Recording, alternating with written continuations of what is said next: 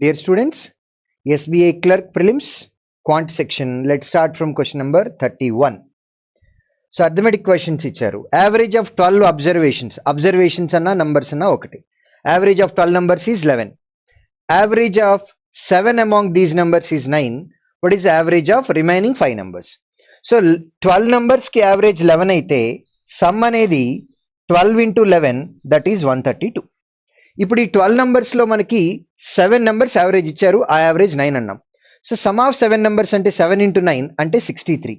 ఇప్పుడు ఈ numbers లో నుంచి 63 సబ్ట్రాక్ట్ చేసినట్లయితే మనకి 12 numbers లో 7 numbers అయిపోయినాయి, రిమైనింగ్ 5 numbers యొక్క సమ్ ఇది. మరి యావరేజ్ కావాలి కాబట్టి డివైడెడ్ బై 5. 132 లో నుంచి 63 సబ్ట్రాక్ట్ చేసినట్లయితే మనకి 69 వస్తుంది, డివైడెడ్ బై 5. డివైడెడ్ బై 5 కాబట్టి 13.8, ఫిఫ్త్ ఆప్షన్ ఫైనల్ ఆన్సర్.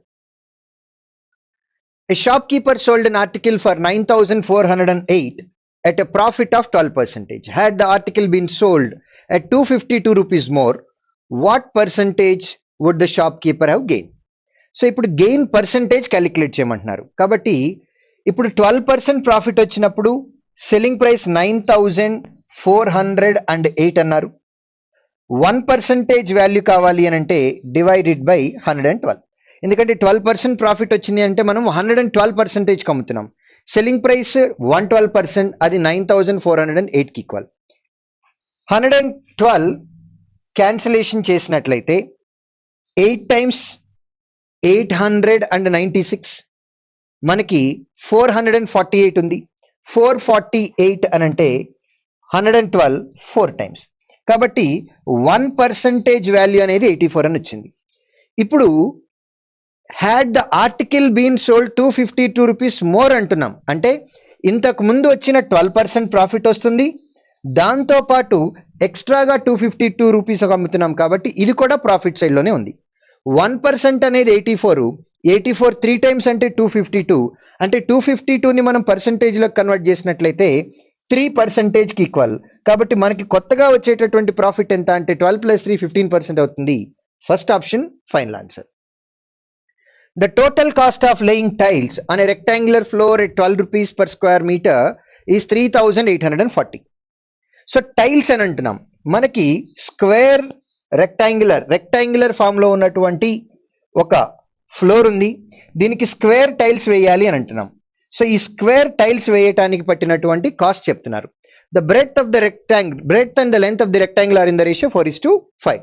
అంటే ఇది 4 parts అవుతుంది, ఇది 5 parts అవుతుంది. What is the length of the floor? Length of the floor calculate చేయమంటున్నారు. లెంత్ అనేది 5 parts కాబట్టి 5 multiple ఉండాలి. 5 multiple ఒకటే ఉన్నట్లయితే డైరెక్ట్గా ఆప్షన్ పెట్టేవాళ్ళం, కానీ 4 optionsని కంపల్సరీగా చేయాలి. ఇప్పుడు ఈ టైల్స్ వేసినట్లయితే టైల్స్ అనేది మనం ఏరియాకి వేసాం కాబట్టి రెక్టాంగిల్ ఏరియా క్యాలిక్యులేట్ చేసినట్లయితే 5 parts into 4 parts అంటే 20 parts అవుతుంది, 20p² అవుతుంది. ఇది దేనికి ఈక్వల్? ఏరియాకి ఈక్వల్. మనకి కాస్ట్ ఇచ్చారు 3,840 అని, at the rate of 12 rupees per square meter అన్నారు. సో ఏరియా ఎంత యూజ్ చేసాము అని అంటే టోటల్ కాస్ట్ 3,840 డివైడెడ్ బై 12కి equal. 12 3 times 2 times and then 0. 20 అనేది 16 times, p² అనేది 16 కాబట్టి p అనేది 4కి ఈక్వల్. కానీ అడిగిన క్వశ్చన్ లెంత్ గురించి కాబట్టి లెంత్ అనేది 5 parts. 5 parts అంటే 5 into 4 20కి ఈక్వల్. 20 అనేది 4th option. 34. Current invested equal sums in scheme A and B. Both the schemes offer same interest, that is 12% per annum.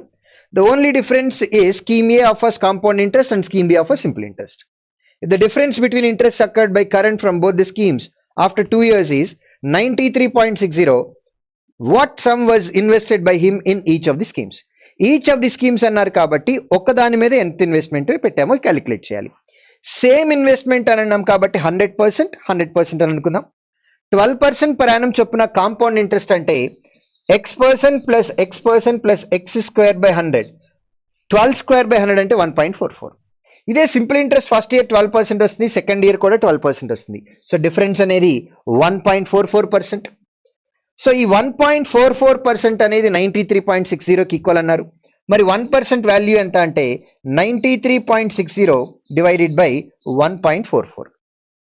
మనకి కావాల్సింది 100% కాబట్టి ఇంటూ 100. న్యూమరేటర్లోను డినామినేటర్లోను 2 డిజిట్స్ ఆఫ్టర్ డెసిమల్ ఉన్నాయి కాబట్టి 9360/144 అని అనుకుందాం. Cancellation with 9 ones 0 4 and then 0 1040 వచ్చింది. డినామినేటర్లో 16 టైమ్స్, క్యాన్సిలేషన్ 8తో చేసినట్లయితే 8 2 టైమ్స్ అవుతుంది, 8 ones 3 times and then 0 250 times year. 130 into 50 అంటే 13 5 times 65 2 zeros ఉన్నాయి కాబట్టి 2 zeros 6500 fourth option answer. 35 a car traveling at an average speed of 60 km/h covers a distance in 40 minutes. At what speed should the car travel the same distance same ఉంది to reduce the traveling time to 32 minutes. Distance same ఉన్నప్పుడు speed time inversely ప్రపోర్షనల్లో ఉంటాయి. మనకి first కేసులో 40 minutes అని చెప్పారు, second కేసులో 32 minutes అని అన్నారు. కాబట్టి టైం అబ్జర్వ్ చేసినట్లయితే 40 and then 30 అని అంటున్నాం. అంటే టైం రేషియో అనేది 40 and then 32. Time ratio 8 5 times 8 4 times. Time ratio 5:4 అయినట్లయితే స్పీడ్ రేషియో అనేది 4:5 అవ్వాలి. అంటే 4 parts 5 parts అవ్వాలి. ఫస్ట్ కేసులో స్పీడ్ అనేది 60 km/h అన్నారు. 4 parts అనేది 60 km/h అయినట్లయితే 4 15 times, 5 parts అనేది 5 15 times అంటే 75 km/h అవ్వాలి. 75 km/h second option answer. In a bag there are 84 currency notes in the denomination 20 rupees and then 100 rupees only. The total amount of all these currency notes is 4,800. How much money is there in the bank in the denomination of 20 rupees? So ఈ question ని మనం simple గా చేయాలి అని అంటే reverse method use చేసినట్లయితే తక్కువ టైంలో వచ్చేస్తుంది. రివర్స్ మెథడ్ అంటే 20 రూపీస్ డినామినేషన్ లోది కావాలి కాబట్టి రివర్స్ మెథడ్ లో ఎగనెస్ట్ స్టేట్మెంట్ తీసుకోవాలి. అంటే అసలు 20 రూపీస్ నోట్స్ అనేవి లేవు అని తీసుకుందాం. అసలు 20 రూపీస్ నోట్స్ లేవు అని అంటే మిగిలిన అన్ని కూడా 100 రూపీ నోట్స్ అవ్వాలి. అన్ని అంటే 84 నోట్స్ అని అంటున్నాం. అన్ని 100 రూపీ నోట్స్ ఉన్నట్లయితే మన దగ్గర 8,400 రూపీస్ ఉండాలి. కానీ క్వశ్చన్ లో ఇచ్చిన అమౌంట్ 4,800, కానీ మనకు వచ్చింది 8,400. అంటే ఎంత ఎక్స్ట్రాగా వచ్చిందో అబ్జర్వ్ చేసినట్లయితే 3,600 ఎక్స్ట్రాగా వచ్చింది. ఎందుకు 3,600 ఎక్స్ట్రాగా వచ్చింది అనేది ఒక సింపుల్ లాజిక్ ఆలోచించినట్లయితే కొన్ని 20 రూపీ నోట్స్ ఉన్నాయి, వాటిని లేవు అనుకొని 100 రూపీస్ నోట్స్ గా మార్చాం. అంటే ఒక నోట్ ని మార్చినట్లయితే 20ని 100 అని అనుకున్నట్లయితే ఒక నోట్ కన్వర్ట్ చేసినట్లయితే 80 రూపీస్ ఎక్స్ట్రాగా వస్తుంది. ఒక నోట్ కన్వర్ట్ చేస్తే 80 రూపీస్ ఎక్స్ట్రాగా వస్తుంది. ఆ 80 రూపీస్ ఎక్స్ట్రా చేయటం వల్ల టోటల్ వాల్యూ అనేది 3,600 అయింది. ఇప్పుడు మనకు కావాల్సింది 20 రూపీ డినామినేషన్స్ కాబట్టి 80 వల్ల 3,600 వచ్చినట్లయితే 20 వల్ల ఎంత అమౌంట్ ఉంటుంది అని అంటున్నాం. 80 20 అయింది అని అంటే డివైడెడ్ బై 4, 3,000 డివైడెడ్ బై 4 అంటే 900. సో 900 రూపీస్ అనేది amount. Fifth option final answer. ఇది సింపుల్ స్టెప్ లో చేసేటటువంటి మెథడ్. దీన్నే మనం రివర్స్ మెథడ్ అని అంటాం. Next 37. Only 2 candidates A and B were contesting in a village election. 70% of registered voters could cast their vote only. అంటే original గా 100% ఉన్నట్లయితే వాళ్ళల్లో ఓటు వేసిన వాళ్ళు 70% మాత్రమే ఉన్నారు. A received 65% of the total votes casted. ఇందులో ఒక పర్సన్ కి 65% వెళ్ళినాయి అని అంటే నెక్స్ట్ పర్సన్ కి 35% వస్తాయి. వీళ్ళిద్దరిలో విన్నర్ కి 65% ఆఫ్ 70, లూజర్ కి 35% ఆఫ్ 70% ఓట్స్ వచ్చినాయి. The total number of votes casted, if the difference between number of votes received by A and B is 3,822 అని అంటున్నాం. అయితే అడిగిన క్వశ్చన్ రిజిస్టర్డ్ ఓటర్స్ ఎంత. రిజిస్టర్డ్ ఓటర్స్ అంటే 100%. ఇది మనం క్యాలిక్యులేట్ చేయాలి. 3,822 అనేది డిఫరెన్స్ ఆఫ్ ఓట్స్ అని అంటున్నాం. ఒక పర్సన్ కి 65% ఆఫ్ 70%, రెండో అతనికి 35% ఆఫ్ 70%. అంటే డిఫరెన్స్ అనేది 30% ఆఫ్ 70%. 10% అంటే 7, 30% అంటే 21. ఇది 1% వాల్యూ. మనకి టోటల్ రిజిస్టర్డ్ ఓటర్స్ అంటే 100% కాబట్టి ఇంటూ 100. మీరు సింపుల్ లాజిక్ అప్లై చేసినట్లయితే ఇక్కడ 2 zeros ఉన్నాయి, లాస్ట్ 2 digits 2 zeros రావాల్సిందే. 1 ని దేంతో మల్టిప్లై చేస్తే 2 అవుతుంది, 1 ని కంపల్సరీగా 2 తోనే మల్టిప్లై చేస్తే 2 అవుతుంది. కాబట్టి ఆన్సర్ అనేది 200 తో ఎండ్ అవ్వాలి. ఒక్కసారి ఆప్షన్స్ చూసినట్లయితే 200 తో ఎండ్ అయ్యేటటువంటి ఆప్షన్స్ రెండు ఉన్నాయి. ఒకటి 18,200, రెండోది 17,200. ఇప్పుడు ఈ రెండిట్లో ఏ నంబర్ వస్తుందో క్యాలిక్యులేట్ చేయాలి అని అంటే మల్టిప్లికేషన్ రూల్ వర్క్ అవ్వదు. 3 మల్టిపుల్ కానీ, లేదా 9 మల్టిపుల్ కానీ, లేదా 11 మల్టిపుల్ కానీ, ఈ ఆప్షన్స్ లేవు కాబట్టి కంపల్సరీగా క్యాలిక్యులేట్ చేయాల్సిందే. 21 1s 21, 172 ఉంది. 172 అంటే కంపల్సరీగా 8 తోటి క్యాన్సిల్ చేయొచ్చు, అంటే 18 తోటి ఆన్సర్ స్టార్ట్ అవుతుంది. లాస్ట్ 3 digits ఆల్రెడీ తెలుసు, 18,200 final answer. 2 taps A and B can individually fill a tank in 18 hours and then 24 hours respectively. Initially only tap A was opened and after 5 hours tap B was also opened. How long did it take to fill the tank? Right. ఇక్కడ మనకి 2 taps ఉన్నాయి AB అనేవి. A అనేది 18 hours లోను, B అనేది 24 hours లోను fill చేస్తుంది. LCM calculate చేసినట్లయితే 72. A అనేది 4 units, B అనేది 3 units ఫిల్ చేస్తున్నాయి. ఫస్ట్ ట్యాప్ ఏని ఓపెన్ చేసాం, ఆఫ్టర్ 5 hours ట్యాప్ బి కూడా ఓపెన్ చేసాం అని అంటున్నాం. అంటే ఫస్ట్ 5 hours లో ట్యాప్ ఏ మాత్రమే ఓపెన్ చేస్తున్నాం. 1 hour లో 4 units అవుతుంది, 5 hours లో 4 into 5 20 units ఏ కంప్లీట్ చేసేసింది. మిగిలింది 52 units. ఈ 52 units చేయడానికి బి కూడా ఓపెన్ చేశాం కాబట్టి ఏబి రెండు కలిసి 7 units చేస్తాయి. అలా 52 units చేయడానికి 52/7 hours అంటే 7 times 49, 3 remainder by 7, 3/7. ఇప్పుడు క్వశ్చన్లో రిమైనింగ్ ట్యాంక్ ని ఫిల్ చేయడానికి ఎంత టైం అని అంటే 7 3/7 చెప్పొచ్చు, కానీ అడిగింది how long did it take to fill the tank అన్నాం. ట్యాంక్ అంటే టోటల్ ట్యాంక్ క్యాలిక్యులేట్ చేయాలి. టోటల్ ట్యాంక్ ని క్యాలిక్యులేట్ చేయాలంటే ఈ రెండు నెంబర్స్ ని యాడ్ చేయాలి. 5 hours ప్లస్ 7 3/7 అంటే 12 3/7. 12 3/7 అనేది మన ఫిఫ్త్ ఆప్షన్. నెక్స్ట్ 39 నుండి మనకి డేటా అనాలిసిస్ స్టార్ట్ అయినాయి. The percentage wise breakup of students opting for 5 different sports, total number of students 1200. ఇక్కడ ఇచ్చిన సెగ్రిగేషన్ అంతా కూడా పర్సంటేజ్ లోనే ఉంది. రైట్, డైరెక్ట్ గా స్టార్ట్ చేయొచ్చు. Number of students opting for football forms approximately what percent of total number of students opting for badminton.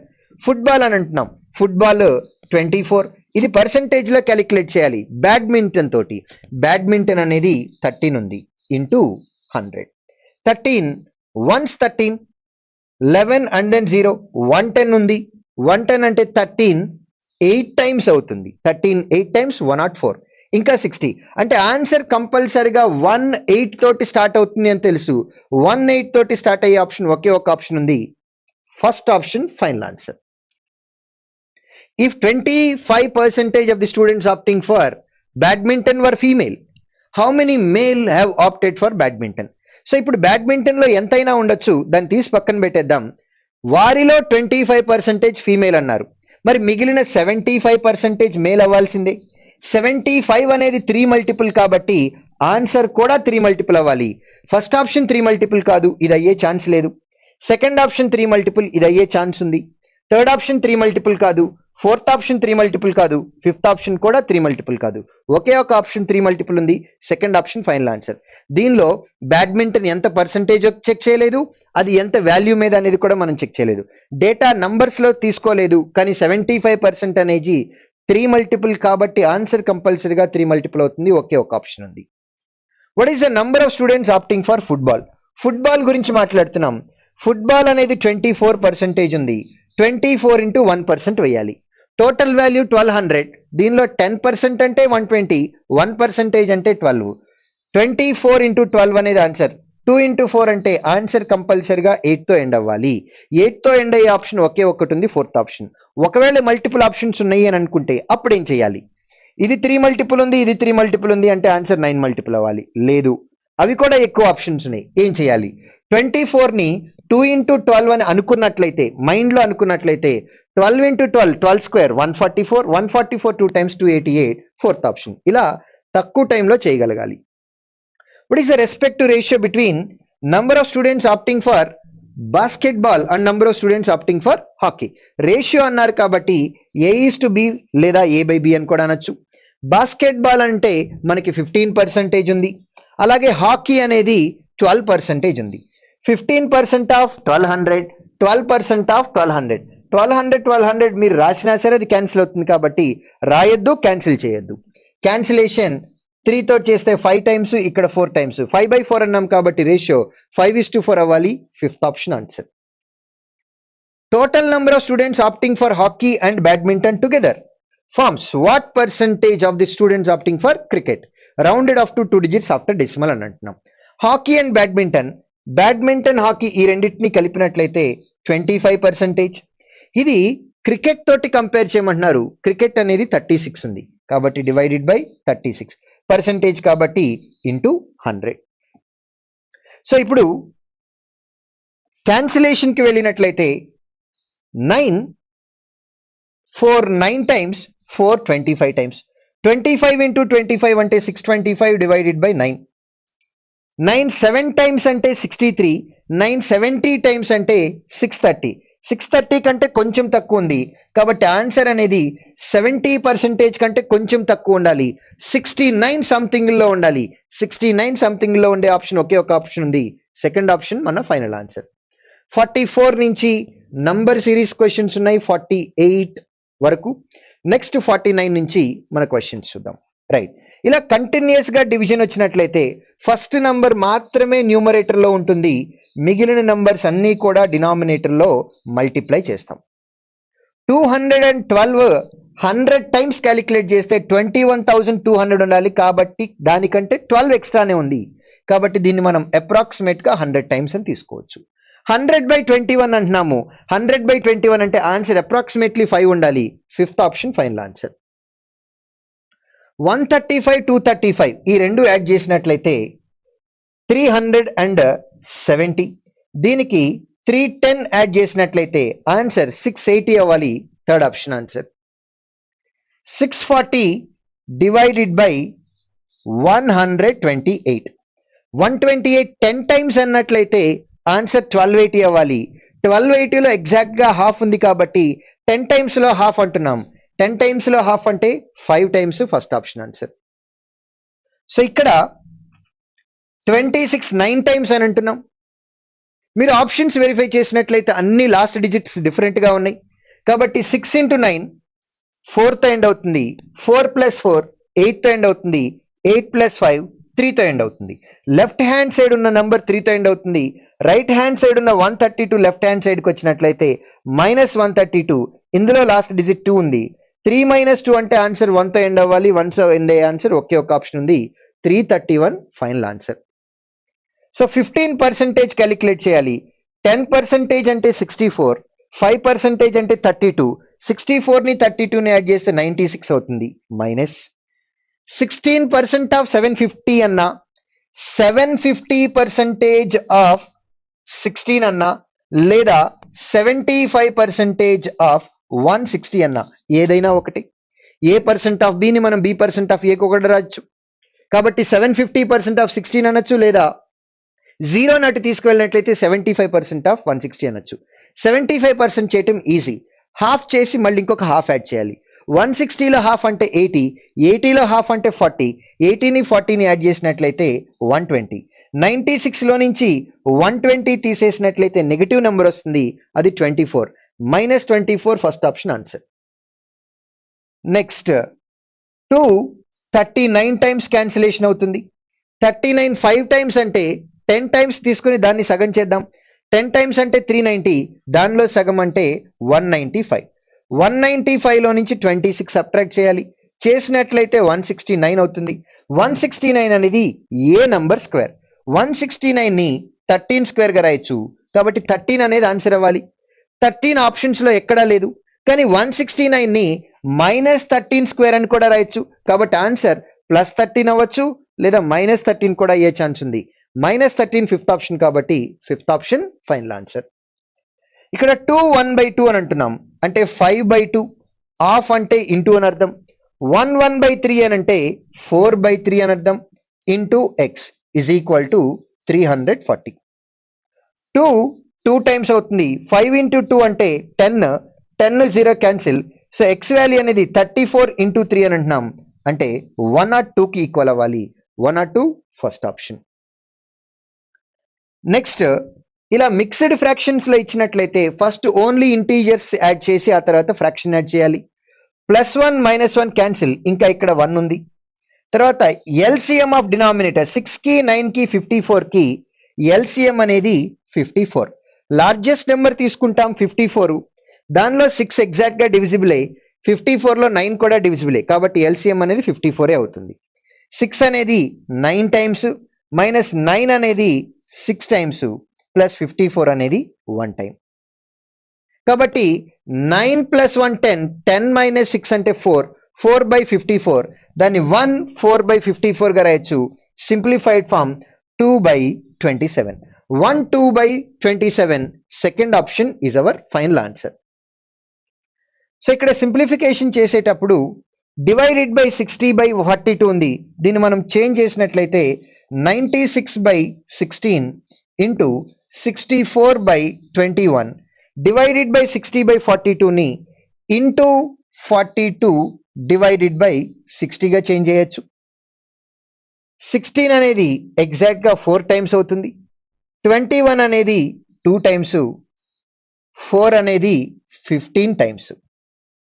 Cancellation with 3 32 times, 3 5 times. 32 2 times అంటే 64 divided by 5. 5 12 times అంటే 60, 4 మిగిలింది 4/5. 12 4/5 third option is our answer. 48% of some number +95 is equal to 359 అని అంటున్నాం. ఈ +95ని right hand side తీసుకెళ్తే -95 అవుతుంది. 100 subtract చేసి 5 add చేస్తే సరిపోతుంది. 100 సబ్ట్రాక్ట్ చేస్తే 259, 5 యాడ్ చేసినట్లయితే 264. 264 అనేది 48%. 1% కావాలంటే బై 48, 100% కావాలి కాబట్టి ఇంటూ 100. 12 అనేది 4 times, 12 2 times, 24 again 2 times. So 2200 divided by 4 అంటున్నాం, అంటే హాఫ్ చేసి మళ్ళీ హాఫ్ చేయాలి. లేదా 22 అనేది 11 మల్టిపుల్ కాబట్టి ఆన్సర్ 11 మల్టిపుల్ అవ్వాలి. First option, third option final answer 550. ఇక్కడ -5468ని రైట్ హ్యాండ్ సైడ్ తీసుకెళ్తే +5468 అవుతుంది. ఈ నెగిటివ్ నెంబర్ 2463ని ఇందులో నుంచి సబ్ట్రాక్ట్ చేసినట్లయితే ఇక్కడ ఇంకా 3005 ఉంటుంది. 3005 అనే నెంబర్ ఇక్కడ యాడ్ చేసినట్లయితే 12040 అవుతుంది. ఈ 12040 అనేది 280 ఇంటూ √x అని అంటున్నాం, కాబట్టి √x అనేది డివైడెడ్ బై 280. 0 0 క్యాన్సిల్ అయిపోతుంది. 4తో క్యాన్సిల్ చేసినట్లయితే 4 7 టైమ్స్, 4 3 టైమ్స్, 0 1. 7 అనేది 4 times and then 3 times. √x అనేది 43 ఉంది కాబట్టి x అనేది 43 స్క్వేర్ అవ్వాలి. 3తో స్క్వేర్ చేసినట్లయితే 3 స్క్వేర్ అనేది ఎప్పుడు 9తో ఎండ్ అవ్వాల్సిందే. ఆన్సర్ అనేది 9తో ఎండ్ అవ్వాలి. 9తో ఎండ్ అయ్యే ఆన్సర్ ఒకే ఒకటి ఉంది, ఫస్ట్ ఆప్షన్, అదే ఫైనల్ ఆన్సర్. నెక్స్ట్ ఇక్కడ మనకి 3 1/5 మైనస్ సంథింగ్ ఉంది. రైట్ హ్యాండ్ సైడ్ లో ఉన్న నెంబర్ లెఫ్ట్ హ్యాండ్ సైడ్ తీసుకొద్దాం. 3 1/5 అంటే 16/5 మైనస్ 111/65 అని అంటున్నాం. 111/65 అని అంటే right hand side number left hand సైడ్కి వస్తుంది. 65 + 1 76 divided by 65 is equal to, ఈ నెంబర్ రైట్ హ్యాండ్ సైడ్కి వెళ్తుంది. నెగిటివ్ నెంబర్ రైట్ హ్యాండ్ సైడ్కి వెళ్తే పాజిటివ్ నెంబర్. 2 2/5 అంటే 10/5 ఇంటూ 2 1/5 అంటే 11/5 డివైడెడ్ బై x అని అంటున్నాం. దాన్ని ఇంటూ 1/x అని మనం రాయొచ్చు. లెఫ్ట్ హ్యాండ్ సైడ్ నెంబర్ని సింప్లిఫై చేసినట్లయితే ఎల్సిఎం అనేది 65కి ఈక్వల్ అవుతుంది. 5 13 టైమ్స్ ఈ 65, 13 ఇంటూ 16 కావాలి. 16 10 టైమ్స్ అంటే 160, 16 3 టైమ్స్ అంటే 48, మొత్తం కలిపినట్లయితే 208. 208లో నుంచి 65 1 టైమ్స్ ఉంది, 76 సబ్ట్రాక్ట్ చేయాలి. 76 సబ్ట్రాక్ట్ చేసినట్లయితే లెఫ్ట్ హ్యాండ్ సైడ్ న్యూమరేటర్లో 132 ఉంటుంది, ఈజ్ ఈక్వల్ టు 10 ఇంటూ 11,